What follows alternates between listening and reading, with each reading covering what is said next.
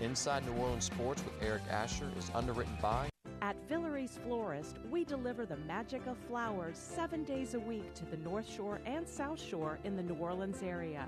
Whether it's for birthday parties, baby celebrations, Villeries provides colorful floral displays for all. With a store full of fresh-cut flowers, exotic tropical flowers, orchids, roses, and even fruit baskets, our goal is to make your vision a reality. Villeries Florist, proudly serving Louisiana since 1969. Mr. Ed's Oyster Bar and Fish House has been shucking here since 1979. Located at 3117 21st Street in Metairie, Mr. Ed's Oyster Bar and Fish House offers raw, fried, and grilled oysters, as well as a range of Cajun and Creole dishes. Enjoy a dozen with a smile.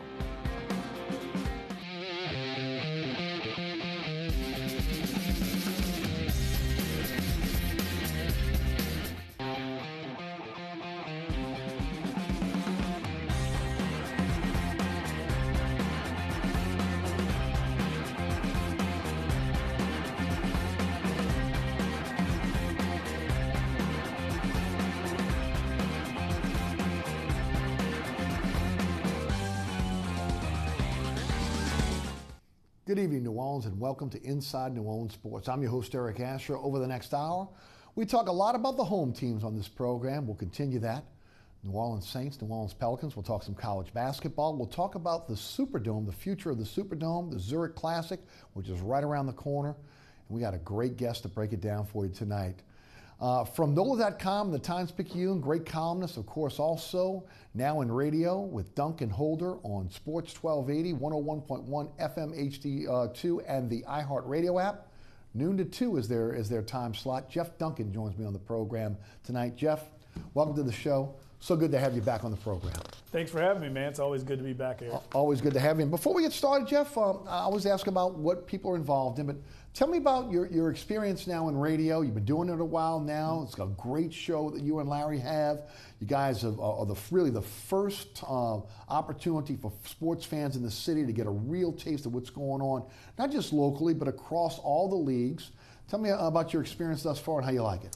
Well, I'm learning as I go, man. I need training wheels, I think, Eric. But he's being very, very modest. No, it's a lot of fun. It's a lot more work than I thought. I have a lot more appreciation for people behind the mic and everything that goes into a good show. And I have to give credit to my co-host, Larry Holder. He's really the one that drives the show.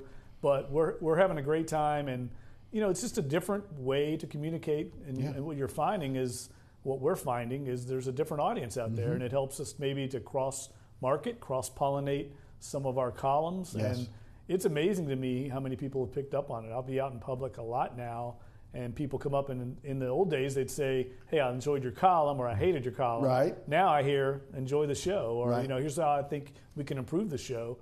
So that's great. Anecdotally, I think it's being received well, and we're having a blast. I got to tell you right now, it's no secret, one of the reasons why I wanted to come over to Sports 1280 was because of you guys' show. And you know, again, I looked at a lineup that was growing, that was solid, and wanted to be part of it, and I'm glad to be part of it. And you guys are doing a great job. The only thing that I hate is I could catch the first hour, and then I got to dive into my prep for my show, so I never catch the second hour. I hope that at some point when I can slow down a little bit, I'll be able to catch the podcast. But I'll be honest with you, Jeff, I hear nothing but great things about the program, and I'm just happy to be part of all of it. Yeah, thanks a lot. And we're glad to have you on board as well, and we think this thing's only going to keep taking off. We think the potential is unlimited. Yeah, and what would be remiss if not to talk about NOLA.com, the Times-Picayune. Tell us about it. Well, look, man, we are, you know, it never slows down, does it, Eric? It does not. The football season's over. You think you're going to catch your breath, and now here the Pelicans are in the middle of a playoff run. A lot on the table for them, a lot at stake for the front office and the coaching staff. And so I'm trying to get it to as many Pelicans games as I can, and also, you know, take a look forward toward where that franchise might be headed. And also, you know me, I'm a big horse racing guy. Oh, yeah. Looks like Tom Benson's going to have Tom and Gail Benson, I should say, their racing stables are going to have another horse in the Kentucky Derby, which is amazing. Lone Sailor qualified. So I'm looking forward to a trip back to my hometown in Louisville, Kentucky for the Kentucky Derby. That's beautiful. Well, I'll tell you what, it's on my agenda, so why don't you talk a little bit about Lone Sailor. Let's start off there. The possibility of them maybe winning the Kentucky Derby, talk about that type of horse. And, how unbelievable it is for, after everything that has transpired over the last month and a half, for Lone Sailor to again come in second in Louisiana Derby and get that automatic qualifying bid. Well, it's truly remarkable that this will be the third horse, assuming everything goes right and the horse stays healthy, will start in the Kentucky Derby for GMB Racing Stables. To do that out of such a limited supply of horses, their stable is not that big. It might maybe 30 horses over 3 years. That's remarkable. And this horse is getting better. When 3-year-olds reach their racing peak around this spring, things happen. Some mature late, some are late bloomers. He's a late bloomer. And Tom Amos, the local New Orleans trainer, has pushed the right buttons with this horse. He always had a lot of confidence in him, and he kind of put it all together in the Louisiana Derby. And you never know what happens. He's not going to be among the favorites by any means. There's going to be a whole segment of maybe several horses that'll be favored over him. But you never know when they line up in that starting gate who's feeling good that day. And it's a great story for Tom Amos. I mean, he's a New Orleans guy. That day he won the Fairgrounds Oats for the first time in his career. And then 30 minutes later, he almost wins the Louisiana Derby. Yes. That's remarkable. And so I'm very happy for Tom Amos and his family. I mean, he's one of the best in the business. Jeff, I'm spending the first Saturday in May at a racetrack, but I'm at the New Orleans Jazz and Heritage Festival, the Fairgrounds. Right. For those that have never had the chance to go to Louisville and enjoy the Kentucky Derby, talk about that experience. Well, it's unlike anything, I think, in sports in America. It's, the pageantry. New Orleanians love the Kentucky Derby. I know a lot of them that go up. I see a lot of them up there. It's basically a week of partying for a 2-minute sporting event. And people love to get dressed up. You don't have to be a sports fan to enjoy it, but it's Americana. It's 160, 170,000 people. There aren't too many events of that size. It's a lot like Jazz Fest, only you have a horse race. And, the history with that race, it's 150 years old almost. People can identify with the fact that this has been going on for so long, and it's part of the culture of Louisville. Growing up there, it's basically our Mardi Gras. Yes. All my friends that have come from all over, that have now moved on in their careers, they all come back. Everybody meets back there. It's kind of reunion week, and it's just a great event. And to win it, the other great thing about the event when you're there, Eric, is it's kind of every form of humanity is in one spot. You have billionaires, you have celebrities, you have college students wearing tank tops and flip-flops, doing shots out in the infield. Everybody's in this one spot at one time. There's not too many things I can think of like that. Right. Some of the richest people in the world, some of the craziest people in the world. You have the degenerate bettors. Yes. Everybody's there under one roof for one day. It's a lot of fun. Sounds like a fantastic time. Let's shift gears to the Pelicans, 43-34, 8th in the West, lose 4 straight. They have been pretty good on the road. They're now 21-17 on the road, 22-17 at home with 5 games left. Memphis. We are taping this show before the Memphis game is on Wednesday night, and of course we don't know the outcome of that yet. At Phoenix, at Golden State, at the Clippers, they finish up with San Antonio at home. Talk about where they are right now, if you would. Well, I think they're kind of in free fall. I mean, I would expect, and we're taping the show, they need to beat Memphis. If they don't beat Memphis, it's red alert. Yes. I mean, if they lose that game at home, Memphis has won 3 games, I think, in about a month. So that you would hope they would win that game and kind of get them some confidence back. They've kind of lost their mojo, if you will. Alvin Gentry said as much. They're kind of feeling their way. I was really disappointed in their performance against the Thunder. That was a huge game. They had a nice crowd there. They really did. The crowd wanted to get into it, but the team played so listlessly and really sloppily with all the turnovers. And I think the point now is I think they still will make the playoffs. I'll be surprised if they don't. But what's that going to mean? They're going to be the 7th or 8th seed most likely at this point, and that looks like a one-and-done proposition. Is that good enough? Is that what everybody should aspire to? Now, one side of me says, well, look, this team lost Demarcus Cousins. Could they withstand that? I didn't think they'd make it, but they have kind of overachieved to some degree to make the playoffs. Yes. But one playoff series, if they get swept or win one game, is that enough for Mickey Loomis, Gail Benson, the Saints or Pelicans front office to feel confident going forward maybe not make any changes. Well, and that's going to be really one of the big questions going forward if they don't make the playoffs, because I've said all this year, especially with the turnaround, what Dell Demps was able to do in restocking the roster after Demarcus Cousins went down, Mirotic coming in. You can look at what went on before that in terms of bringing in a guy like Rondo going out and getting Okafor off the scrap heap. He's done a nice job this year, but it's been 6 years. And you can't base everything off 1 year. You base it off 6 years, but maybe you get a reprieve if you're seeing, again, a crack in the door here where it looks like they're getting better and they were able to overcome the adversity. If they don't make the playoffs, I got to believe all bets are off here. And where Gail Benson, I thought she might get a little bit of a reprieve and not have to make a decision so quickly in her tenure as owner, she may now be forced into taking a hard look at what's going on with Demps and Gentry and again, making the decision on whether they should return. And I think you have to look at the whole body of work and not just concentrate on what happened this season if they don't make the playoffs. On the other side, if they make the playoffs, I think maybe you give a little more credence to what they're doing now rather than maybe the last 6 years where of futility. Well, I don't know. I'll be honest with you. I don't think if they make the playoffs, it's going to change the outlook from Mickey Loomis. I really don't. Now, if they win a series or something, that might change it. Wow, really? But I don't think if they get in, that's going to change anything. So there could be changes even if they get in your opinion? Oh, no doubt in my mind. There's absolutely no doubt in my mind. I think the prism that Mickey Loomis is going to look at, and he's the one making this call. I mean, the way the process works out there in the past was Tom and Gail Benson would sit down with Mickey Loomis a few days, a week or so after each season, Saints, Pelicans, and they take his recommendation. Now, they have the ultimate say. Now it's Gail. Yes. Gail has the ultimate say on that, but she's not going to override Mickey Loomis. Yes. Mickey Loomis is going to make that call. And he's going to make it after sitting down with Dell Demps and listening to what he has to say and listening to Alvin Gentry. And if he feels confident what he hears, and in consultation with Danny Ferry. Danny Ferry is another guy out there that people don't hear a lot of, but he's been a general manager in this league.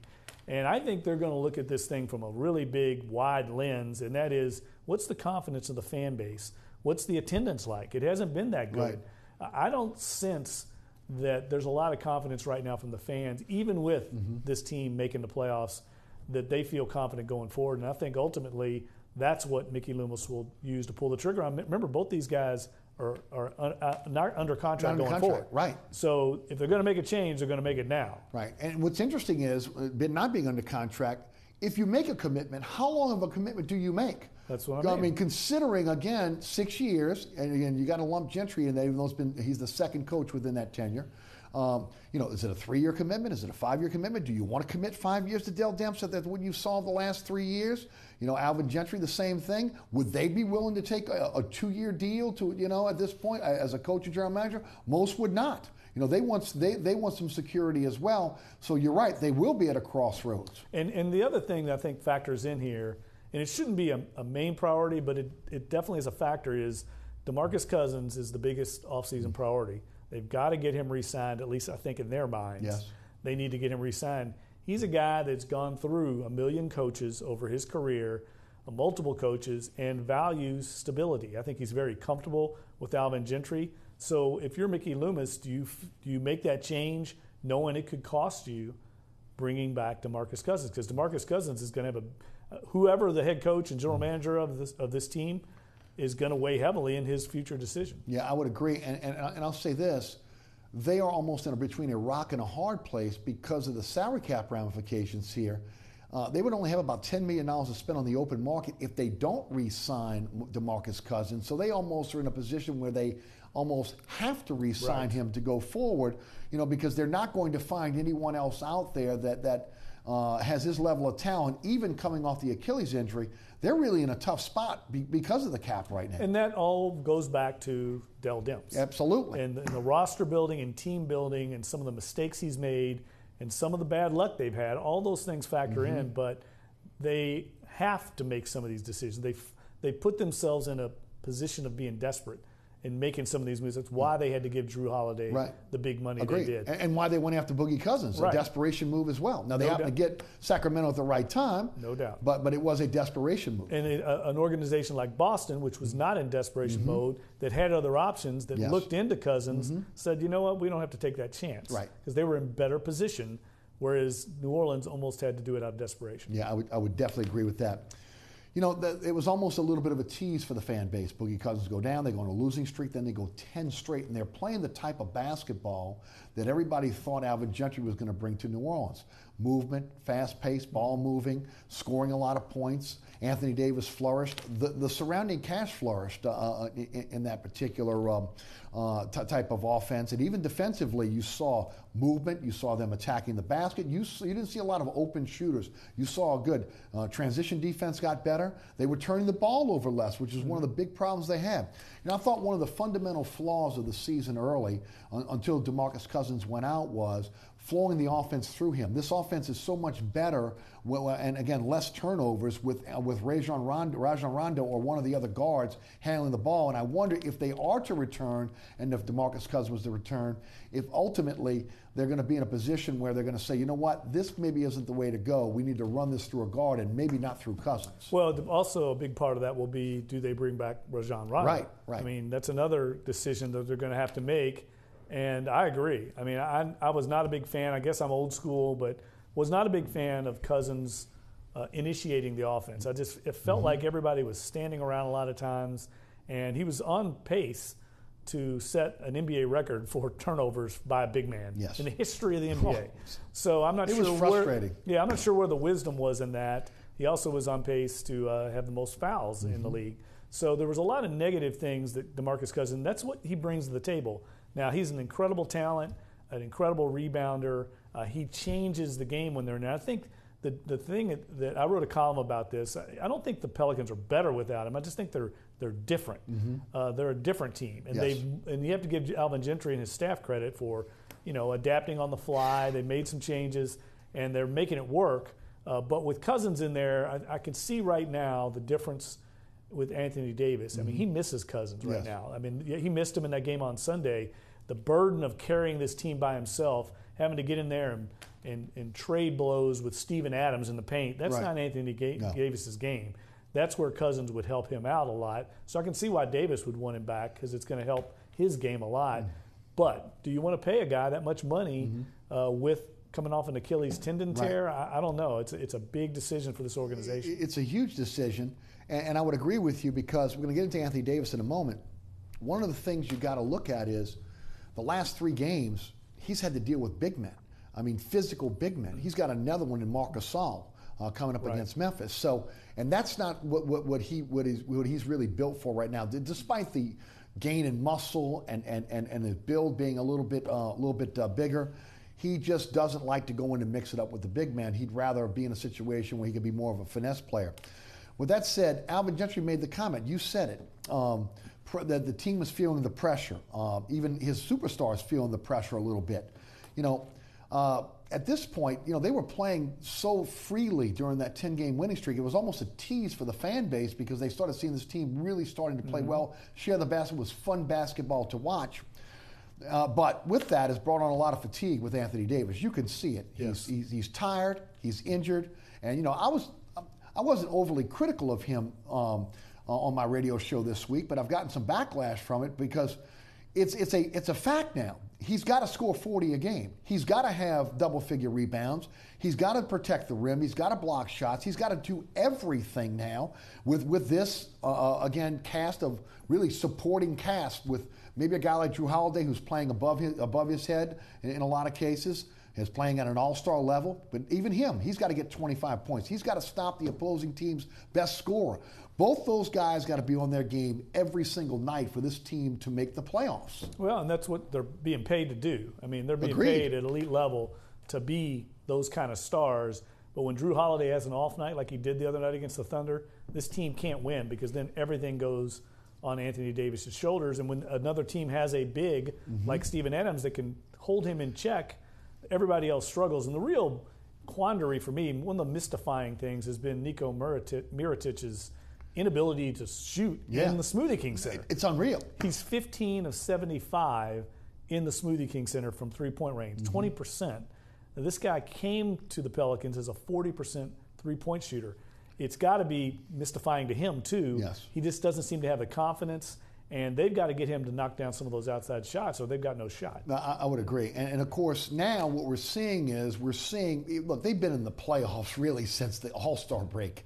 Okay? I mean, every game has been precious, and when they lost those first few games to start coming out the break, and then, of course, they go on this 10-game winning streak, I mean, all is forgiven.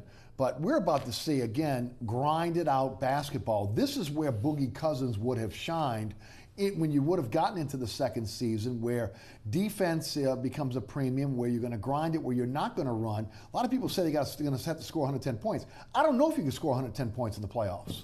No, I don't think so. I mean, unless they get in against Houston. Right. Agreed. But Houston, you're going to be playing their game. Yeah. And you don't want to get and they got more bullets in the gun. Right. I mean, I really think 7 or 8 seed, Golden State or Houston, even without Steph Curry in Golden State for the first series, I think they're looking at a sweep or one win, and I think that's going to be such a downer for the fan base. The fact that this team was a 4-5 seed just a week ago and has now slipped down near the bottom. I think they've got to get to 46 wins to have a shot to get out of that, maybe 47 wins, and I don't know if they can do that. I don't know if they can win. Maybe Golden State tanks some of their starters in that game and they get lucky that way. They've got to beat San Antonio at home. Can they beat the Clippers in L.A.? Those games are all toss-ups. Yeah. And right now this team isn't playing well enough to count on winning those games. And the question is, again, especially the guys that were playing so well, the Etuan Moores, Mirotic, you mentioned Mirotic, Ian Clark, even though he shot the ball well at times, again, he has tunnel vision, maybe not as unselfish as he was when this team was really playing well. The supporting cast has to step their game up, and it doesn't bode well when the coach is talking about these guys are feeling the pressure, they're not playing loose.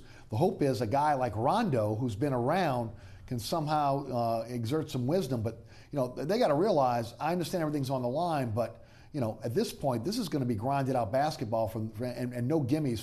I don't care who you're playing. Well, the next 2 games, you would think Memphis they can get some confidence. Memphis at home at Phoenix. Phoenix has lost 14 games in a row going into Tuesday. Memphis was 3 out of their last 14 games. So we're talking about 2 teams near the bottom, in the cellar in the West. If they cannot beat them, it's over. They're not going to win these other games. So I'm counting on them winning those 2 games and maybe getting a little confidence back. That's all it takes. One good game, your shot falls, you see the ball go in the basket, and Nico Mirotic can get back into form, and maybe Etuan Moore can get back into form. But they've got to get more than just Holiday and Davis. I think it's more about movement of the basketball on the offensive side of the ball, because I think with that comes the easier shots, and guys are going to be able to, again, start to maybe feel a little more comfortable. Defensively, it's about effort. And we didn't see the effort and energy early in the season we needed on the defensive side of the ball. In that 10-game winning streak, post Boogie Cousins, we've seen more energy in terms of defensive end.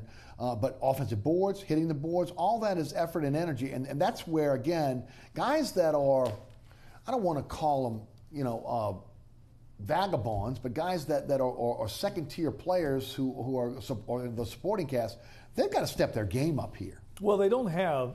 Losing Cousins was such a blow for them on the glass. Yes. He was a huge factor in the paint. Without him, it puts a lot of pressure on Davis to go inside. And then you're looking at Mirotic and Cheikh Diallo, guys that probably are more comfortable playing, a secondary role, not being a main guy on the glass. It's going to require everybody to go to the glass. The Pels have been getting killed on the defensive glass. In other words, giving up offensive rebounds. And it's been a problem, since Cousins went out. And it's going to continue to be a problem. They're going to have to do team rebounding. And I agree with that. And that's something that when they were winning consistently, they were. It wasn't just Anthony Davis or Emeka Okafor or some of the bigs getting. It was guards going to the boards, Drew Holiday going to the boards. So hopefully, again, that will turn around. What's your gut? What happens? I think they get in the playoffs as like the 7 or 8 seed, and they get quickly eliminated. And then I think all bets are off. I don't know what will happen. I think it's up in the air. Let's talk a little bit about the Zurich Classic. Last year, big hit with team play. You guys had Steve Worthy on your program this week. He's not talking too much, but you could almost feel like he almost like a fox in a hole here, where he knows he's got a great field coming in. He just can't talk about everybody that is, again, at least verbally committed to the tournament. This looks like it's shaping up to be a pretty good field, and if the weather is nice, even with Jazz Fest and all the other peripheral things that are going on, people are going to get out there. And can I dare say, could there be a Tiger sighting? I think it's a long shot, but I think we've got better shot to get Tiger Woods here than we've had in the last decade. And that we didn't have any shot. No, agreed. In the prior decade, but I think now that Woods has kind of started this comeback tour, he's playing well, and I think it opens up that possibility. But I would say it's no better than 25% chance of getting him, but that's better than we've had in the past, and it would be a boon to the tournament to get him. But I don't think they have to have him. This new team format has been attractive to players on the tour. It's very popular. It's different. I think they like the strategy that's involved, and I think they just like it's different. It's different, and so it makes the Zurich Classic appealing to a lot of different players. And getting Sergio Garcia, the defending Masters champion, that's a huge get for them. And they just got a commitment this week from Sam Burns, the former LSU star, one of the young stars on the tour. John Rahm's also going to come play. I mean, he's number 3 in the world. They have done a great job of working the circuit, getting players to see, this can be a major stop for you, even with the calendar sometimes working against them, coming right on the heels of the Masters. Yeah, and I wonder again. I understand Phil and Tiger were playing together in I think with the Pro-Am or whatever, the first round over there. First round starts on Thursday, but. There was I listened to you guys' show about a month or so ago, where there was rumors out there that Tiger and Phil would come together as a team in the Zurich. What a coup that would be for this tournament. Oh my gosh, yeah. And I think Steve Worthy has reached out. He's the tournament director basically for the 4Kids Foundation. I think he's reached out to Tiger Woods' camp, but I think a lot's going to depend on how Tiger Woods plays at Augusta. Yes, I agree. How he plays, does he feel confident? Does he feel like he needs to continue to play? And I think he's going to play well in Augusta. That course is kind of suited to his game. He's playing very confidently right now. But again, I don't think the Zurich has to get Tiger, but I think it would be an incredible headline act for them to bring in. It's amazing, Jeff, how this tournament has evolved. When you look at it at the Old English tournament, I'm talking, in modern times, because it's been around forever. Right. But, what they did to try to lure the fans there on a Jazz Fest weekend, especially since the move, going with the music, the great restaurants from New Orleans that are involved now with that particular tour stop, and then how other tour stops saw how we were doing it here and now have duplicated it on their own tour stops. Well, and I don't think you can underestimate, Eric, the importance of getting a title sponsor like Zurich. I mean, they're one of the biggest companies in the world. And stayed with this city in the tournament. And they are committed to New Orleans. They're a great title sponsor for the PGA Tour, a great partner. And they've got ambassadors, some of the top ambassadors in golf, Jason Day, Justin Rose. Those guys are always going to play this tournament because of their affiliation with Zurich. So it's elevated the status of the Zurich Classic in so many ways. It's been good for the city. They've invested in the community here. It's just been a win-win, I think, for everybody involved, and it couldn't have come at a better time after years and years of kind of rotating title sponsors. It looks like they finally hit a home run, and they've got Zurich here for a while. I tell you, that is a great point. And look, also, I think it's touched the average golf fan out there who maybe checks in every now and then, or maybe the last round on a Sunday.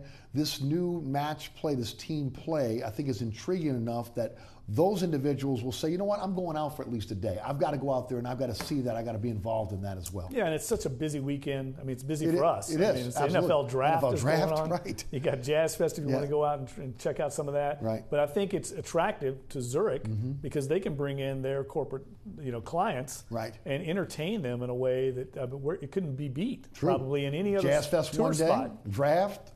Zurich, the golf tournament, right? And then, oh, by the way, there's a thing called the French Quarter, which has got a few good restaurants. All the restaurants, you got gambling if you're into gambling, going down to the casinos. So there's all these different things I think that attract so many different people to our city.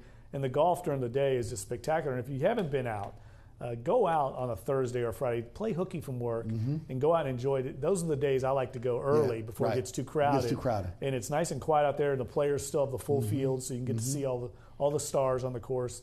and it's just beautiful. It's a beautiful course. It really is, and they've done a really good job with it, and looking forward to it at the end of the month. All right, we'll take a break. You're watching Inside New Orleans Sports. I'm your host, Eric Asher. Jeff Duncan of the New Orleans Times-Picayune, NOLA.com, and Dunk and Holder on Sports 1280, 10 until noon, right before me. I go noon to 2. That is weekdays. So again, 10 to noon, tune them in. Keep it locked and loaded, then catch me from noon to 2 on Sports 1280. We'll be right back.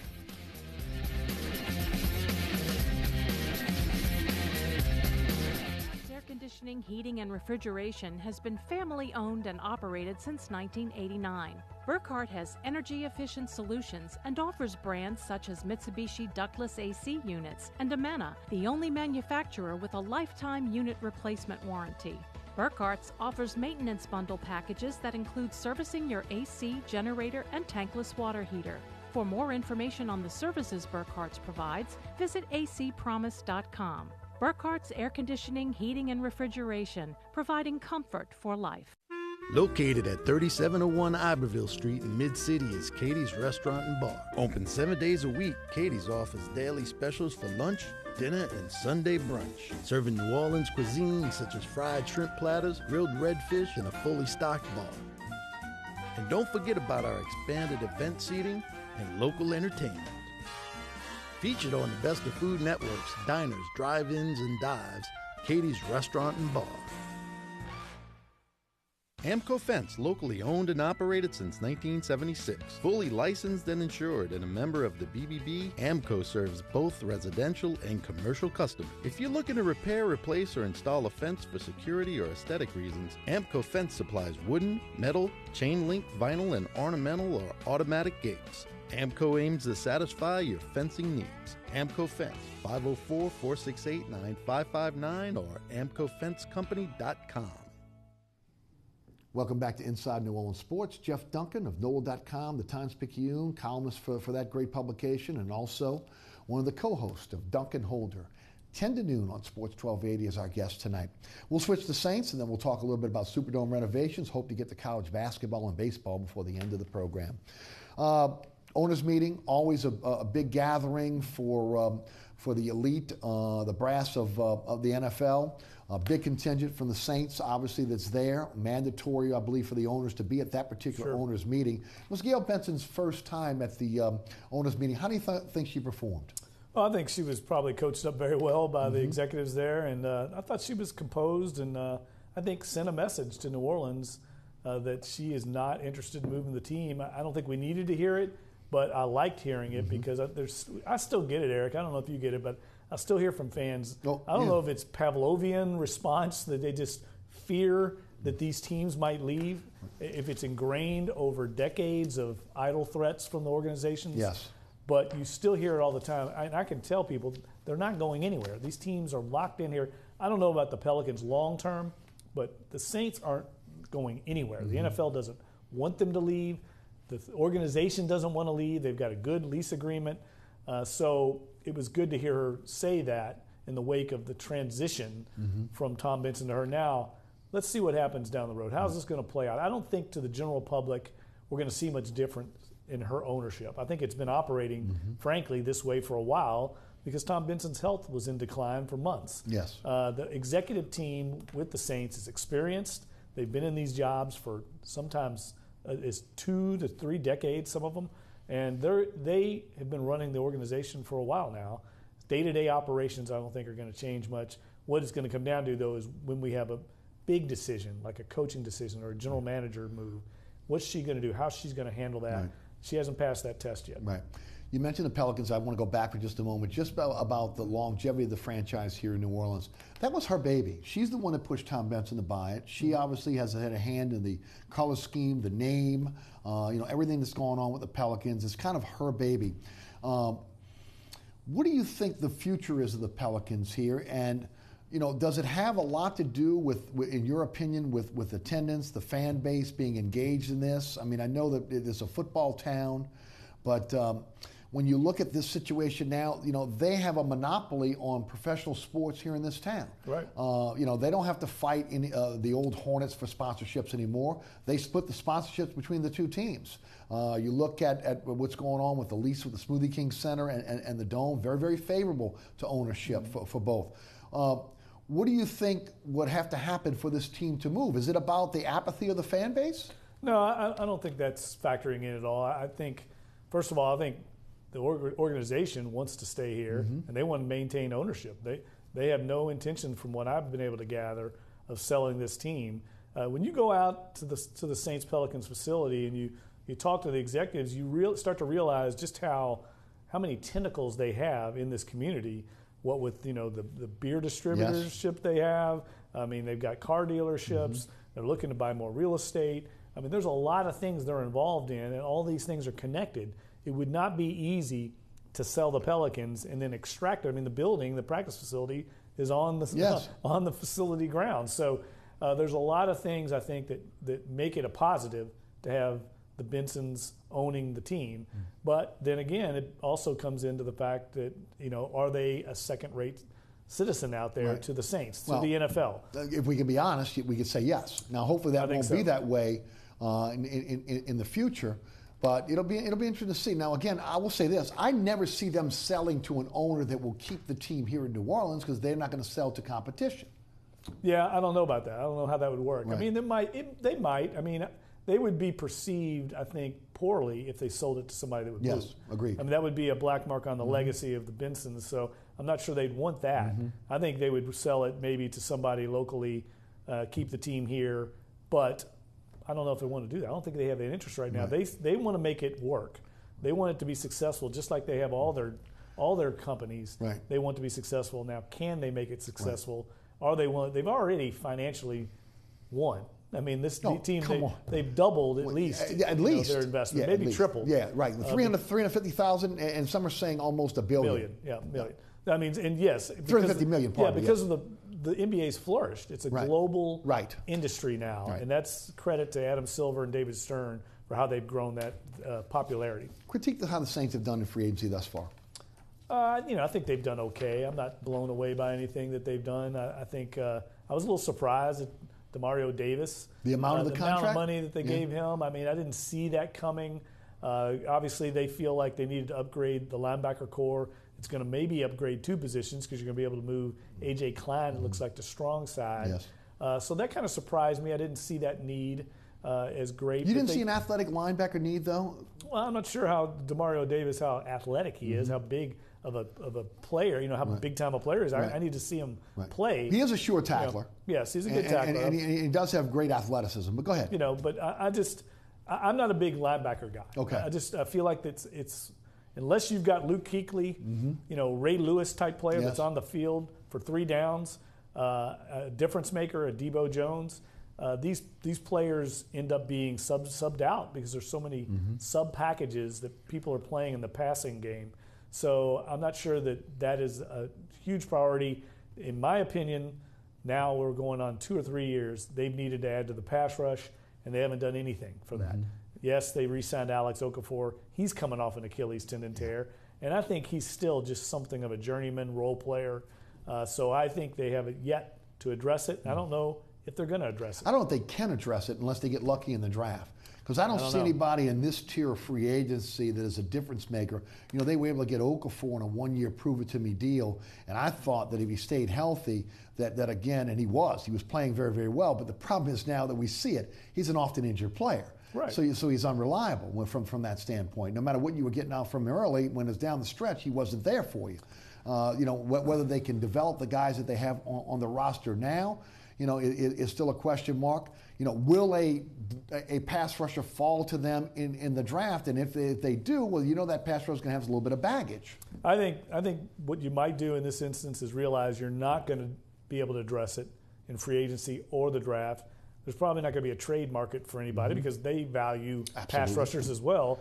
So maybe what you do at 27 is you say, let's upgrade the offense. Let's get another receiver or a tight end that can make us that dynamic offense we had a few years ago, and that's going to help our defense. If we get leads on people, suddenly our defense doesn't have to be off the charts. It could just be middle of the road, and we can win a lot of games that way. I think that's the way they're going to go because the board doesn't fall their way at 27. Right. Rarely does it.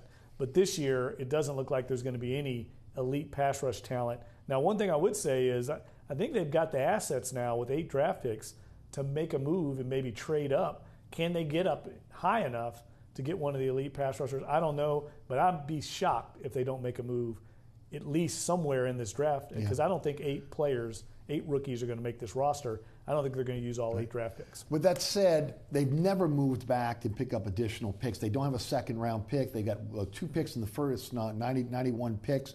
Do you anticipate 27 is such a there's some good sides and some downsides to being at 27 in the draft. The good thing is that good players fall to you. I mean, we see it every single year. A player, and if you've done your homework and fill positions in free agency, you could take the best player available, but regardless of position. That's what they've done in the past. So a good player could fall to him at 27. You also have teams that are chomping at the bit to get a player and are willing to deal with you at 27 for you to be able to drop back maybe and pick up additional picks.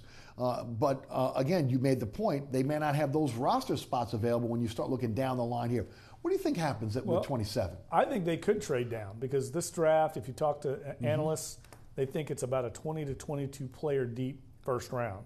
Well, the Saints are on the outside of that. Maybe one of their guys that they have graded higher falls to them, but what if it's a running back? Do they need a running back? Do they need a guard? Maybe you could make a case.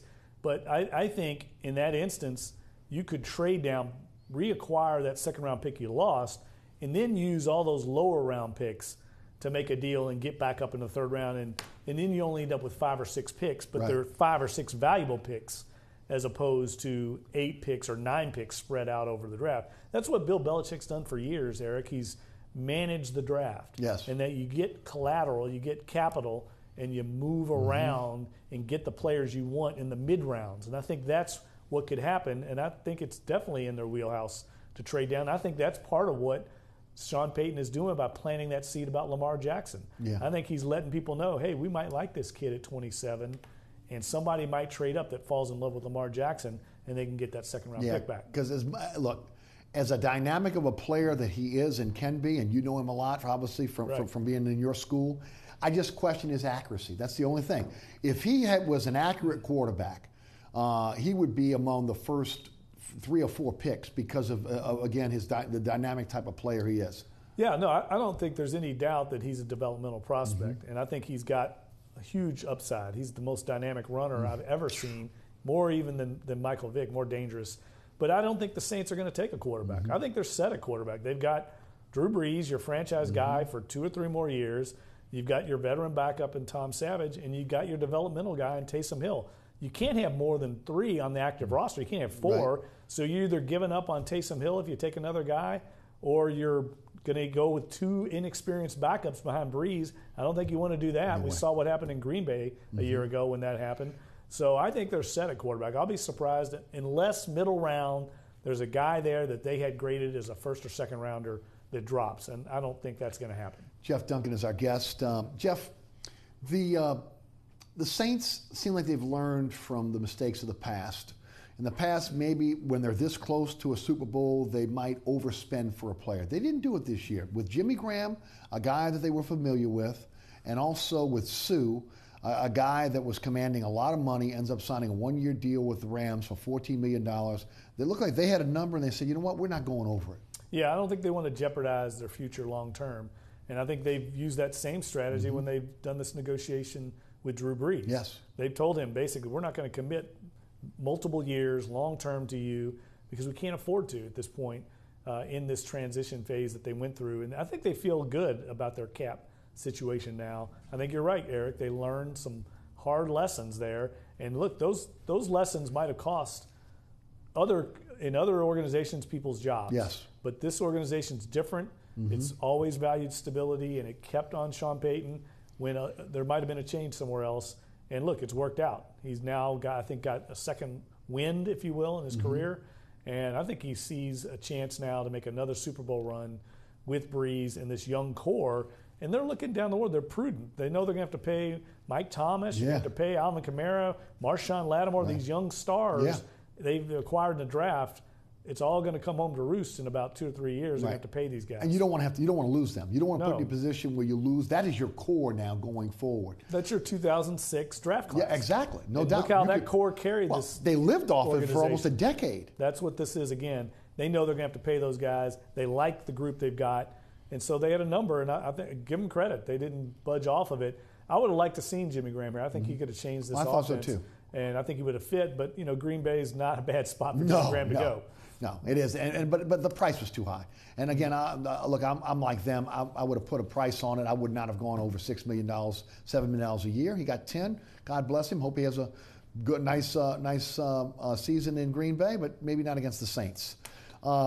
Speaking of tight end, they bring Ben Watson back. They brought a lot of players back there familiar with Patrick Robinson, Jamon Bushrod. Talk about Ben Watson. See, I don't think this precludes them from going and getting a tight end in the draft, especially in a draft that has some really good tight ends in it, going even into the middle rounds. Yeah, I don't think Ben Watson is the answer at tight end. I think he's a one-year stopgap. Yes, you're comfortable with him. He's a great locker room guy. I think what it says is Kobe Fleener might be in trouble. They may be moving on from Kobe Fleener mainly because of his concussion issues that he's had, his injury history. I have to question sometimes about the Saints' use of the tight end. I said this on the show the other day. Josh Hill's had concussion issues down through the years. Dave Thomas had to retire from the NFL from the concussions he took. I saw Jimmy Graham take some incredible hits during his tenure here. The way the Saints use their tight end down those seams, it doesn't speak to the career longevity for anybody involved. But I think Ben Watson's a good signing for 1 year, but you got to find the answer there long term. One of the must was a wide receiver. Whether they get one in the second tier of free agency is still up in the air. But there are some pretty good receivers in the draft, and some guys that may fit whatever type of receiver they're looking for. I think it's a good year to take one at 27. That hasn't been the strategy in the past. Now, I know they took Brandon Cooks in a very similar spot a few years ago. I could see them pulling the trigger on a receiver because I don't think they feel comfortable right now with their depth there. I mean, if Michael Thomas gets hurt, this team's in trouble. Yes. They're going to have to rely on the ground game to win games. I think they can do that in a short period of time, but long term, I don't think they could be successful without Michael Thomas because they don't have the depth behind him. I think they need at least one more receiver, maybe two in this draft. And they've shown in the past they can identify wide receiver talent. Yes. They did it with Kenny Stills in the mid-rounds. They found Marcus Colston late in the draft. So I think Sean Payton feels good about finding that player and finding the role and the vision for him in this offense. And I think they're going to address it high in this draft. Jeff, what do you think the future of Mark Ingram is? Oh, I think they'll move on from him after another year. Because he's in a contract year after this. Yes, he's got one more year. Right, and they brought Benny Cunningham in for a look-see. Ended up signing again with Chicago. That's why I think running back is not out the realm of possibility in this draft. Right. Because of the fact, look, he's approaching 30.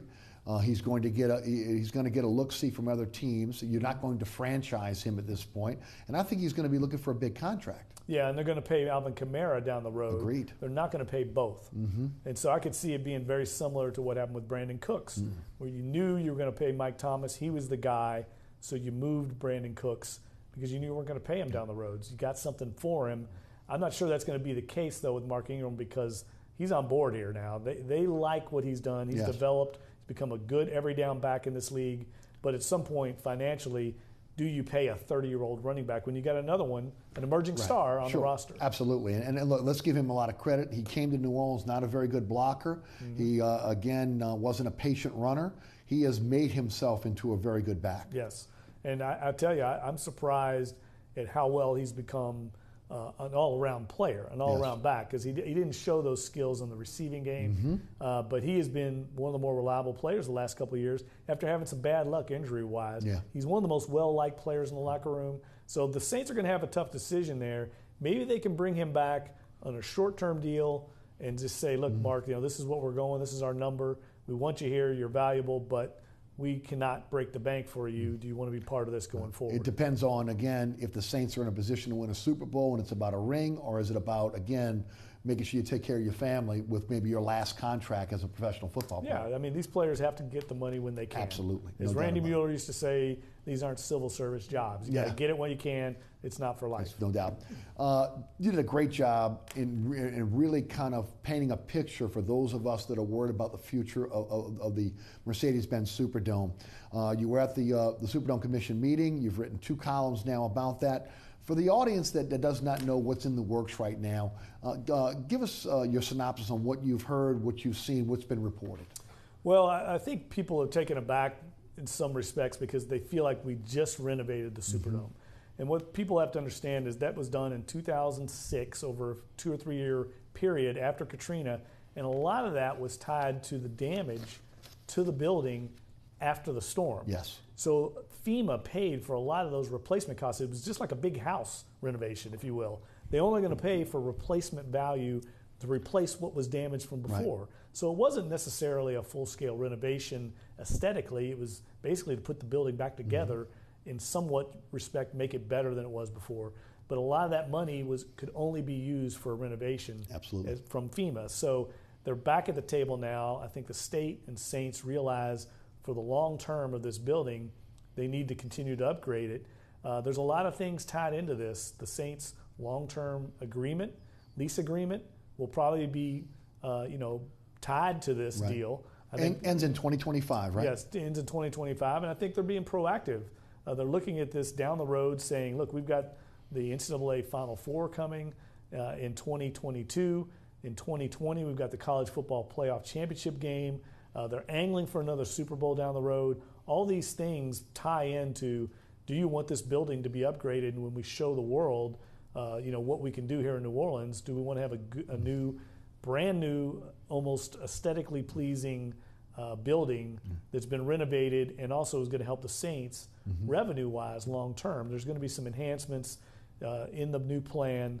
But here's the real key to this, Eric, and I'm probably talking in circles here. But, no, not really. You're not. Okay, but the key to this is going to be John Bell Edwards. Can he politically get it done? I mean, let's face it, the state is somewhat bankrupt right now. Absolutely. How can you sell in Baton Rouge to the legislature, whether they have to tap into the capital outlay dollars, $50 million, $100 million, whatever it's going to take from the state, because the project they're talking about is around $450 million.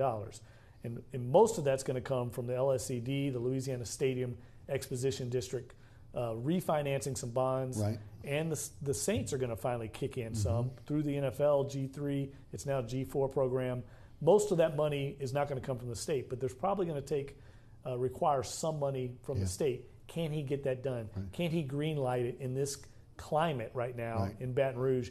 That's going to be the key, and I don't think we're going to get to that point until next year. Right. What's the vision? What's the vision for this building? Well, I think they're going to try to add to the fan atmosphere inside the building.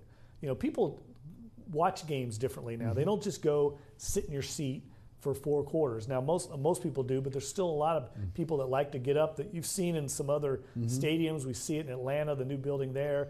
If you've been down to Tampa at the Raymond James Stadium, there's lots of areas where you can stand and watch the game, and you can move around and meet friends and watch the game. Dallas has that in the end zones. They're wanting to add some things like that in the corners, maybe with some French Quarter balcony looking, make it look like New Orleans, and allow people to kind of move around more. I think there's going to be less seats in the Dome than there was before. And so they've got to figure out a way to make up that revenue for the Saints. Right. And by doing that, they're going to probably add some premium seating and bunker suites down on the field level, where you can walk around and see the game from the field level. Those will be an additional suites that can add revenue to the purse strings for the Saints. What about the terrace? It's always been an issue, again, in this building. Trying to do something to make to enhance the terrace one way or the other. Any discussion of that? Well, I think that's where those French Quarter balcony seats are going to go. That's going to require taking out some of the terrace seats. Now, is there going to be some kind of ticket sales that they can improve there? They're going to move people around. I think that's all that's on the table. And then the other thing they're going to do is probably remove those ramps if you've been in the Dome, interior ramps. That will open up areas for retail and concession space. Again, adding revenue streams for the Saints. And then I think they're going to improve the way you get in and out of the building. They're going to add large entrances and exits So you improve basically the front door of the building on Poydras Street all the way around to the back of the building. Any discussion about the Smoothie King Center? Not in this project. I think down the road they'll look at that, but this is mainly the focus because of the big events coming to the Dome long term and the Saints lease agreement. How about a timeline? Well, I think it'll all start if they can get approval from the governor and from the legislature after the 2020 college football playoff, and then the plan would be to try and get it done by the 2022 Final Four. Unveil this new building for the world at the 2022 Final Four. We have to do it.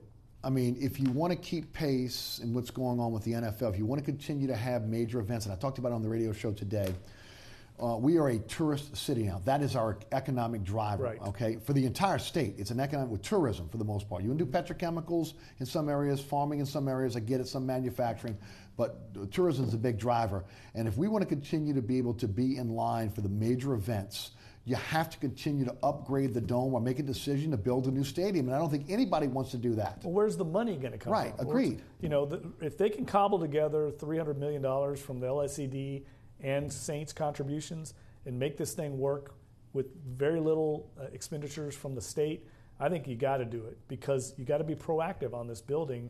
And you're right, it's a revenue generator for the city. And I think they've been proactive about this for once. Everybody's working collaboratively on it. It's going to keep the Saints here long term. There's so many wins in this. It might lead to another Super Bowl, probably will. All these things are, going to contribute to the bottom line for the city, for the state. But it's tough to sell right now, timing-wise, because of the physical climate of the state. No doubt about it. When you look at the difficulty in funding hospitals and TOPS and everything else that's on the agenda, and then you bring up, again, especially if someone in North Louisiana, you want to refurbish the Dome again, it's a tough sell. But again, when you look at how the money turns over, the trickle-down effect of what goes on in that building for the entire state, again, it is well worth the investment. Yeah, and I think everybody involved agrees on that. Do the taxpayers agree on it? Do the majority of taxpayers? They've got to be educated on this. That's what I tried to do in my work this week. And I think there's still some work to be done, but I think it'll get done in the end. And then you mentioned the political climate. Again, whether it's Republicans against John Bell Edwards, whatever it is, again, it's been very, very stagnant in the legislature, very difficult to get anything done. And again, we've seen other governors shepherd this in the past. This will be maybe something that Edwards is going to have to do as far as a legacy project. Yeah, I totally agree. We're going to find out a lot about John Bell Edwards and his power in the state on this project, because it's not going to be something that's going to just cruise through legislature. He's going to have to use some political savvy to get it done. But the good news is Saints on board, Superdome Commission on board, and at least at this point, the state on board with the hope that Bell Edwards can push this through. Right. It's going to come down to Governor Edwards greenlighting it. Beautiful. Jeff, as always, man, really appreciate you being on the program. Remember, catch his columns at the New Orleans Times-Picayune and NOLA.com, and you can catch Jeff on the radio on Sports 1280, 101.1 FM HD2, the iHeartRadio app. That is 10 to noon weekdays, along with Larry Holder. Thanks so much for tuning in. Remember, there's a rebroadcast of this program each and every Friday night right here on WLAE-TV at 10 p.m. Also on Pelican Sports Television. That's 9 o'clock every Friday night. You can catch me on the radio right after this guy, noon to 2 on Sports 1280, 101.1 FM HD2, the iHeartRadio app, free download for your smartphone or tablet. You can listen live, download the podcast at ericasher.com. Remember, all the previous episodes of Inside New Orleans Sports can be seen at ericasher.com as well. Special thanks to Jeff Duncan, our great guest tonight. Also to the WLAE production staff, including Ron Yeager, Jim Dotson, also Naila Jones, and my director, William Hill. Have a wonderful week. We'll catch you right back here next Thursday night for another edition of Inside New Orleans Sports. Thanks for watching. We'll see you then.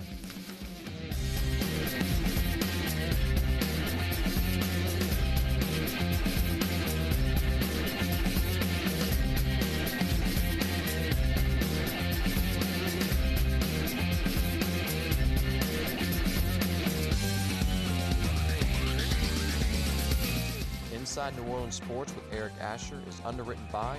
Located on Lake Pontchartrain, Brisbee's Lakefront Restaurant and Bar offers traditional West End favorites, a scenic view, oysters, and numerous tasty options. More information is available at 504-304-4125 or brisbysrestaurant.com.